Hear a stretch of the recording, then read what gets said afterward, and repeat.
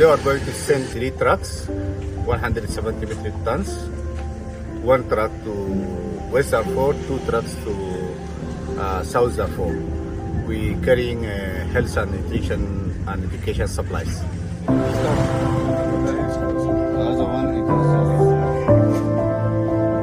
In the past 3 months, UNICEF moved 60 trucks to Darfur to support over 250,000 children and families.